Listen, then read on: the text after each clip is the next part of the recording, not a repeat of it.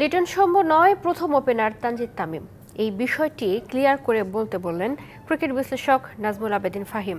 Team management থেকে আগে থেকে এমন নিশ্চয়তা পেলে তানজিদ ভালো ক্রিকেট খেলবেন বলে বিশ্বাস এই বিশ্লেষকের। বিশ্বকাপে বাংলাদেশের স্কোয়াডে মোটা দাগে ওপেনার ৩ জন, লিটন কুমার দাস, সৌম্য সরকার আর সবশেষ সিরিজে অভিষেক হওয়া তানজিদ তামিম। অভিজ্ঞতা এগিয়ে লিটন আর সৌম্য, কিন্তু পারফরমেন্স আর টি-20 অ্যাপ্রোচে বেশ এগিয়ে তানজিদ তামিম। কোন পথে হাঁটবে টিম ম্যানেজমেন্ট?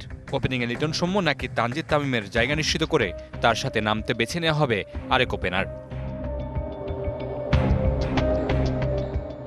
যার খুব সুন্দর বিশ্লেষণ করেছেন ক্রীড়া বিশ্লেষক নাজমুল আবেদিন ফাহিম।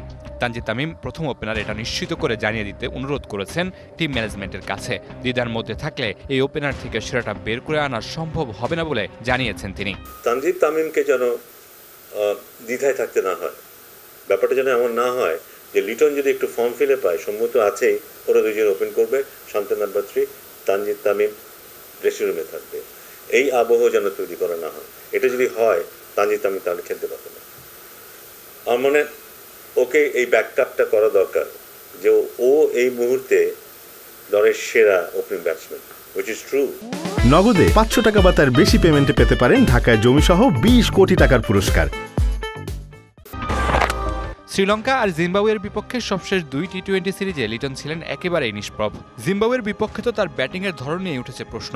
ইউএসের বিপক্ষে প্রথম টি-20তেও সুবিধা করতে পারেননি। একইভাবে টি-20তে সাম্প্রতিক সময়ে সৌম্য সরকার নয় আপ টু দ্য মার্ক। জিম্বাবুয়ের বিপক্ষে সবশেষ সিরিজে 41 রানের ইনিংসেও বেগ পোহাতে হয়েছিল ইনজুরি থেকে ফেরা এই ব্যাটারকে।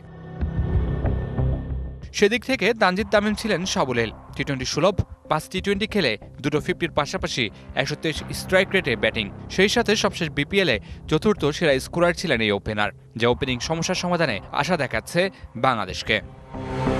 Mamunur Rashid, DBC news, Dhaka.